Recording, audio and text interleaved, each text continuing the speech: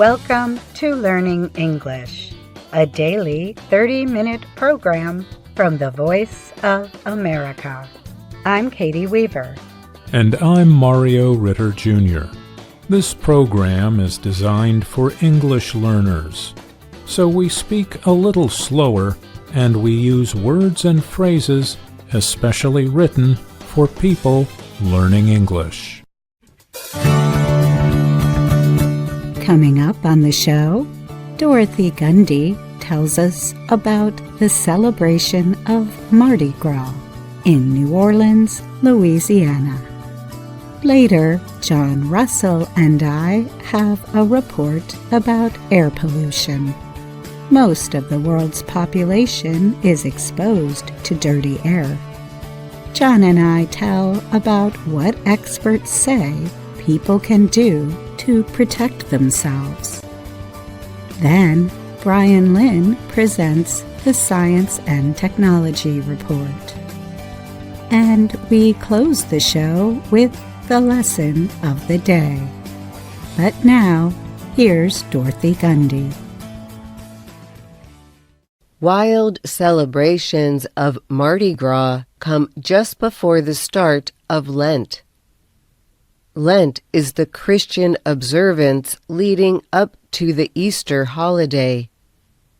It is a serious spiritual time, especially important to Roman Catholics. The name Mardi Gras comes from the French language. It means Fat Tuesday. The day is also called Shrove Tuesday in some places. Mardi Gras marks the end of the carnival period, a time of public merrymaking, energetically observed in Europe and South America.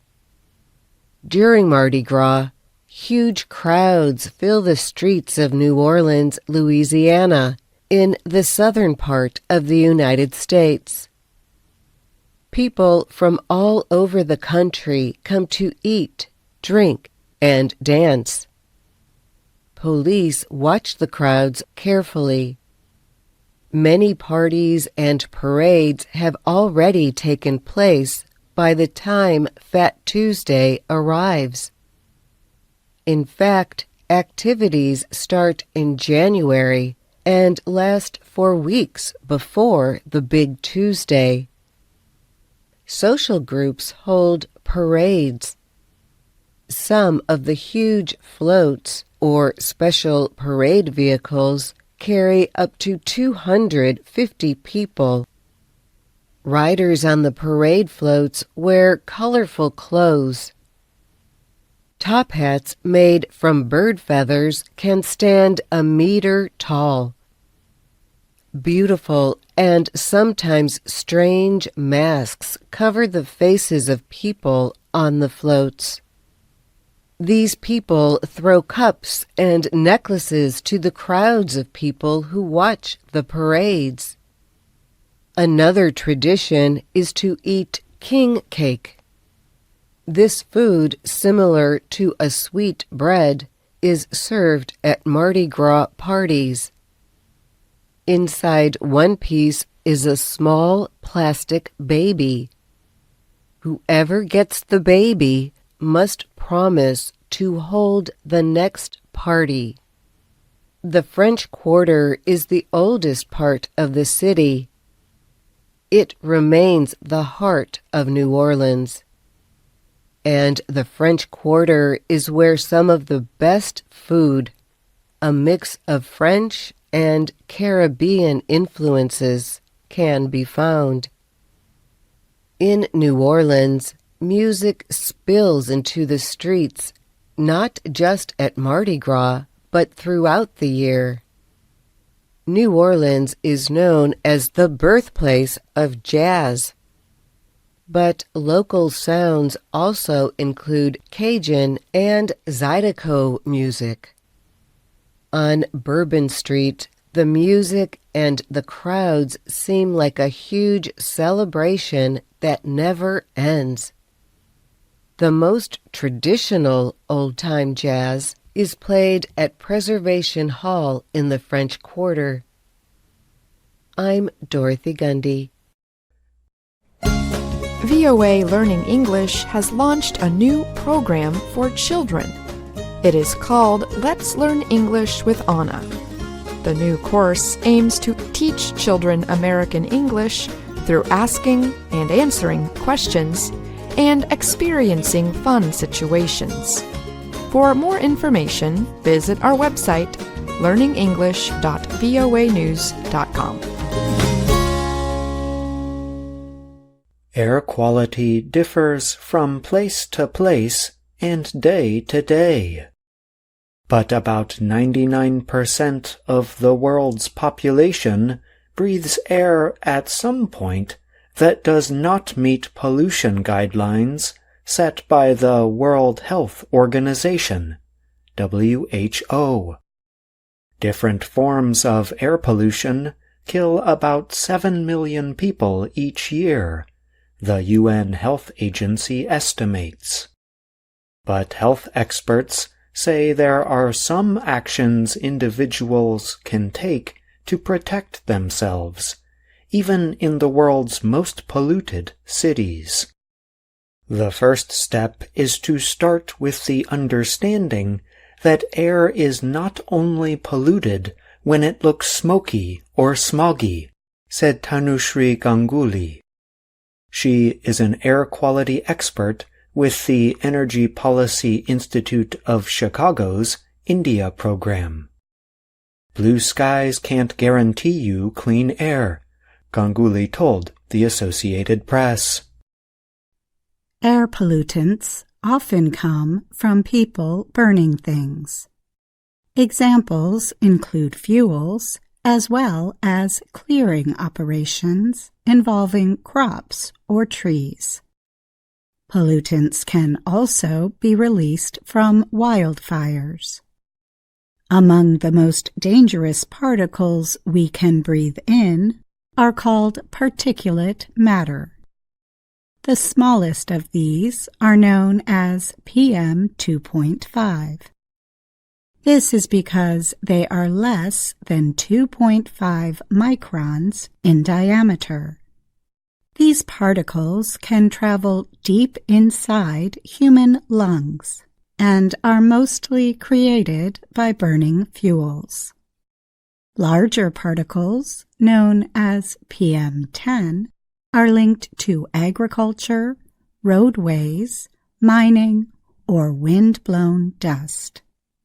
Other dangerous pollutants include gases like nitrogen dioxide or sulfur dioxide, which are also produced from burning fuels. This information comes from Anumita Roy-Chaudhry, an air pollution expert at the Center for Science and Environment in New Delhi. The American-based Health Effects Institute says air pollution is the second largest risk factor for early death worldwide, behind blood pressure. Short-term exposure can cause asthma attacks and increase the risk of heart attacks and stroke, especially in older people and those with existing medical problems. Long-term exposure can cause serious heart and lung problems that can lead to death. A recent study by the UN Children's Agency, UNICEF, found that more than 500 million children in East Asia and Pacific countries breathe unhealthy air. The pollution is linked to the deaths of 100 children under age 5 every day. June Kunugi, UNICEF's regional director for East Asia, said the polluted air limits growth, harms lungs, and affects thinking abilities. Every breath matters, but for too many children, every breath can bring harm, she said. Over 6,000 cities in 117 countries now record and follow air quality levels. Many mobile apps include air quality information as well, but it can be difficult to know how bad the air is by looking at these numbers. To help people better understand air quality levels, many countries have established an Air Quality Index, or AQI. Larger numbers on this index mean worse air. Different countries have different air quality standards. For example, India's daily PM 2.5 limit is more than 1.5 times higher than in Thailand and 4 times higher than WHO standards. For individuals, experts say the goal should be to limit exposure when air quality is bad by staying indoors or wearing a mask. This is not always possible, though. Danny Jaram is with the World Resources Institute. He told the AP there are many people who live or work outside and can't really afford to stay indoors. People also need to watch indoor air pollution that can be caused by common household activities like cooking or burning incense. While air purifiers can help reduce indoor air pollution, experts say they do have limitations. The devices work by pulling air from a room and then pushing it through a filter that traps pollutants. The filtered air is then sent back into the room. Air purifiers work best when used in small spaces and when people are nearby. This is because they can only clean a certain amount of air, said Rajasekhar Balasubramanian of the National University of Singapore. He added, "If we have a tiny air purifier in a large room, it won't be effective." I'm John Russell. And I'm Katie Weaver.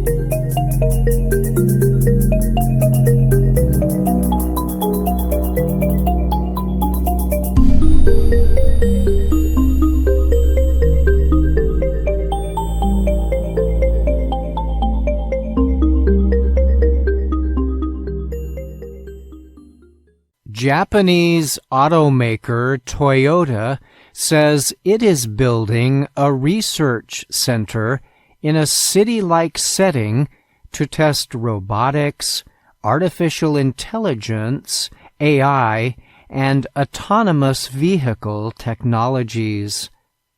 Toyota recently announced it had completed the first part or phase of the center called Woven City.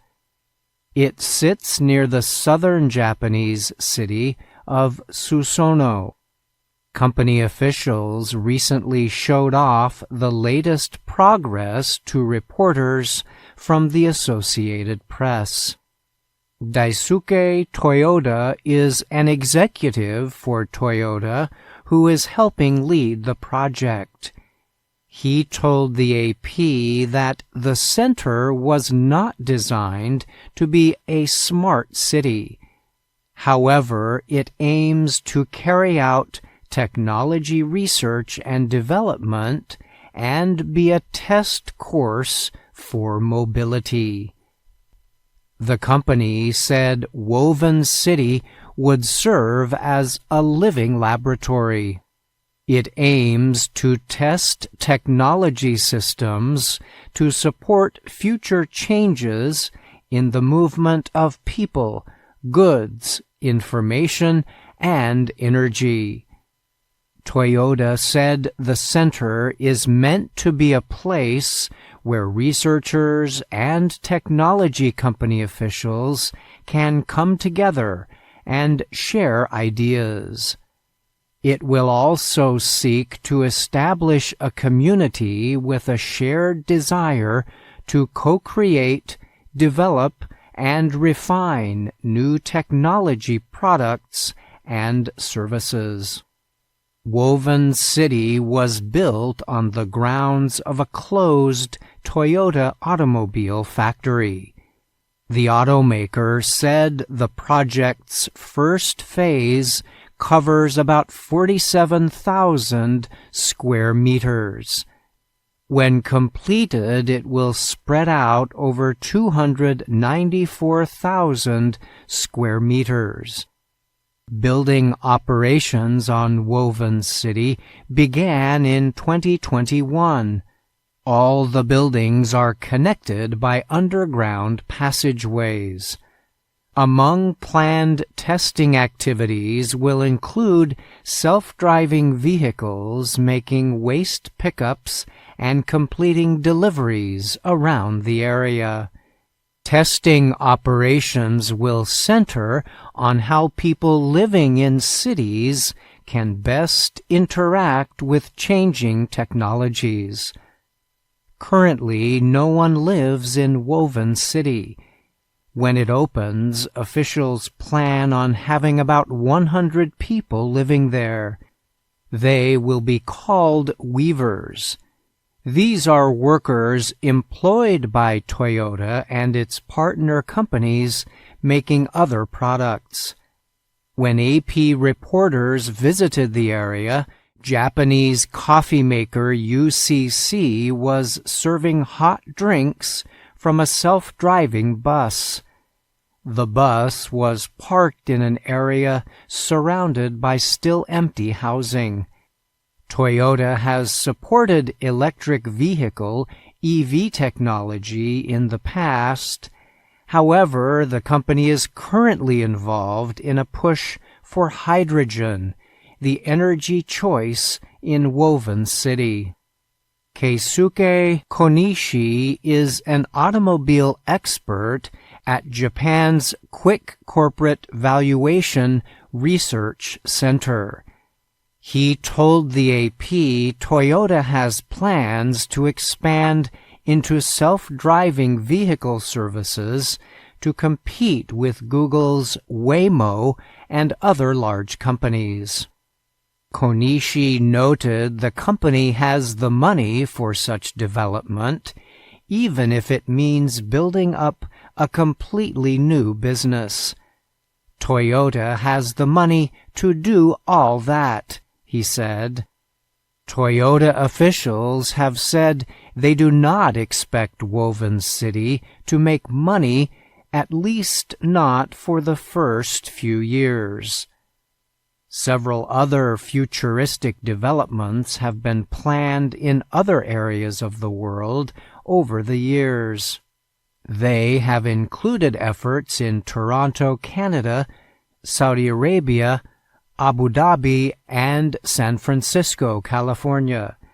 But those projects are either still being developed or have been canceled. I'm Brian Lynn.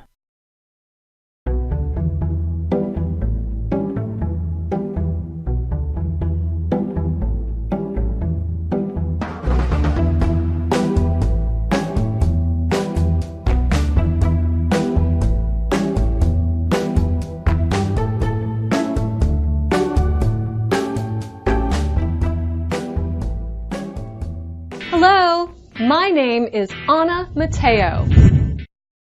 My name is Andrew Smith. And my name is Jill Robbins.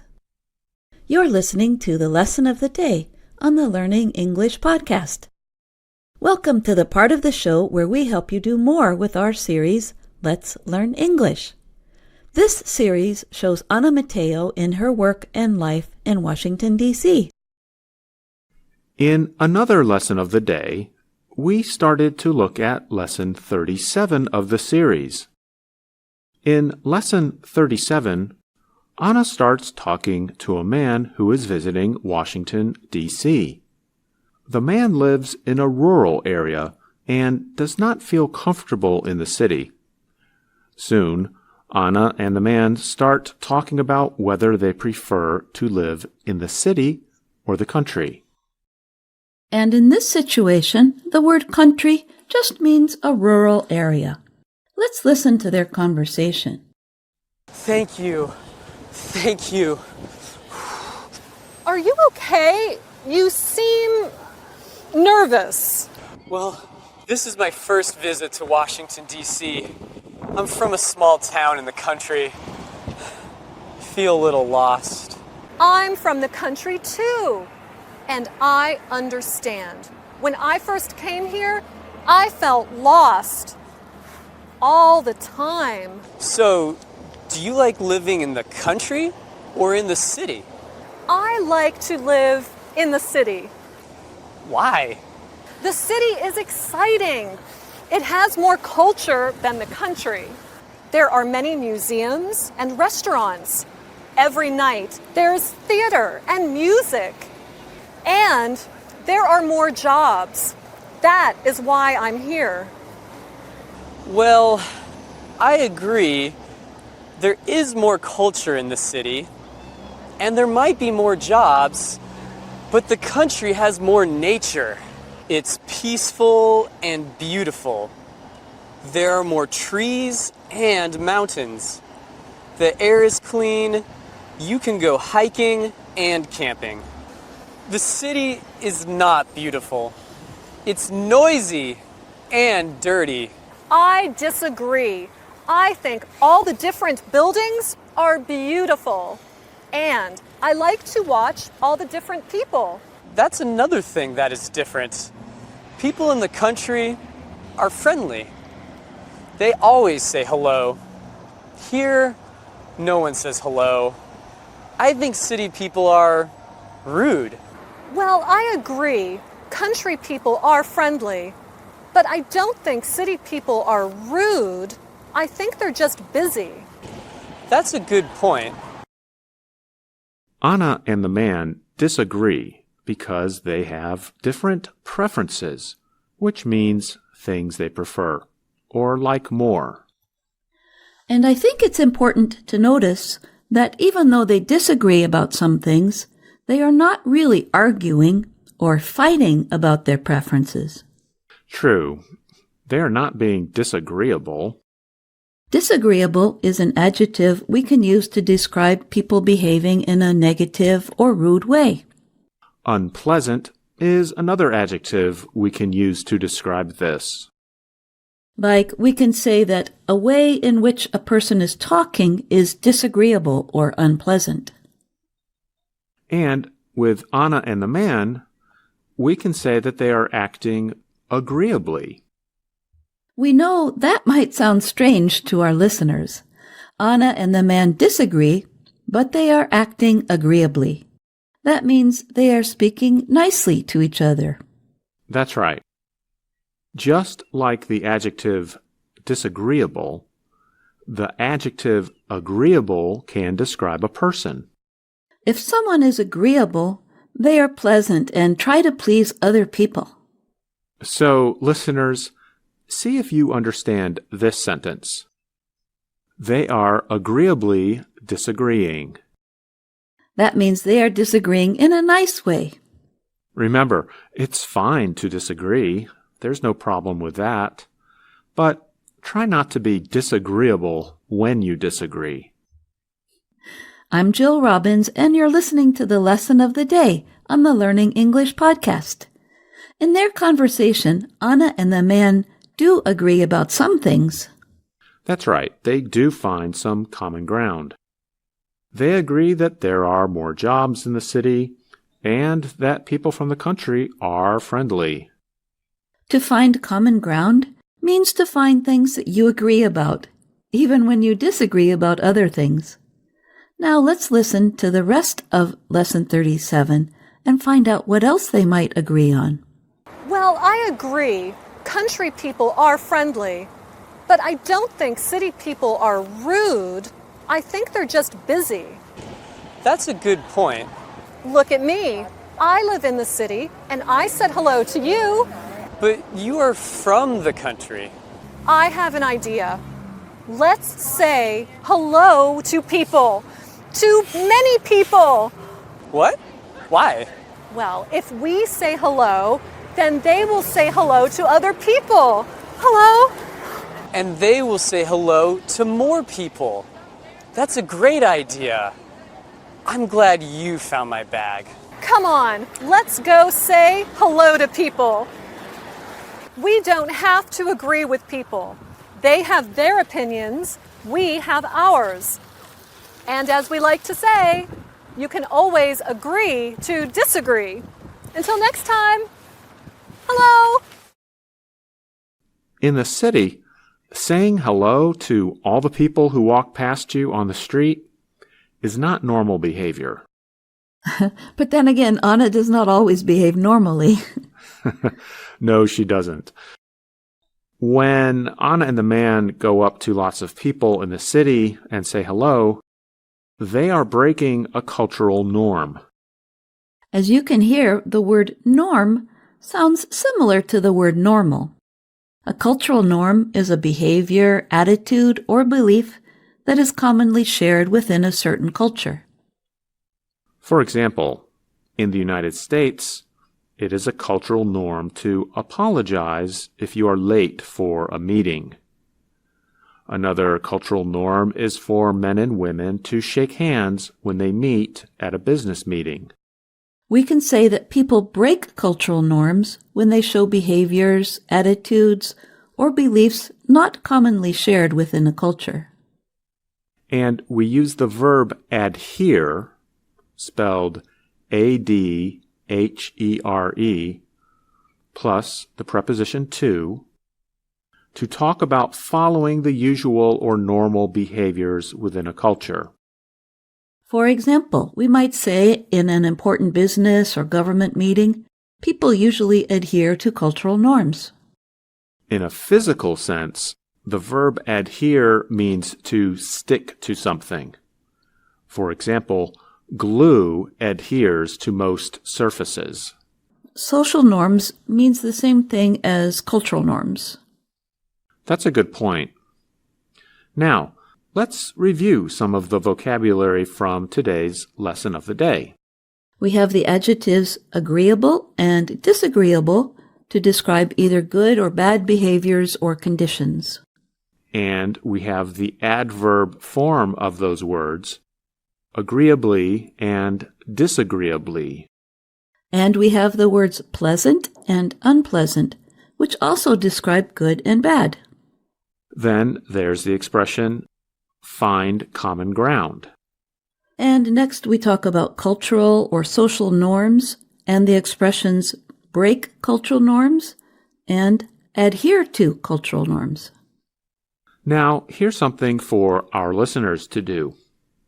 Write to us and tell us what you think is an important cultural norm in your own culture.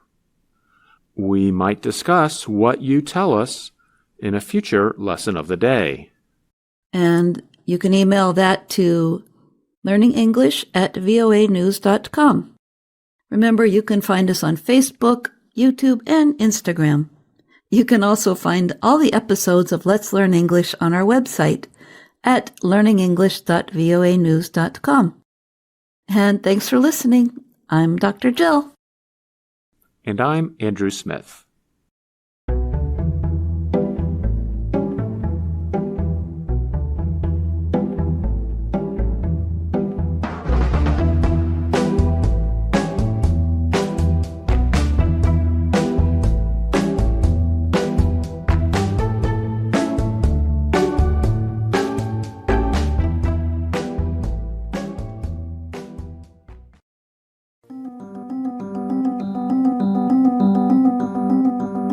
That's our show for today.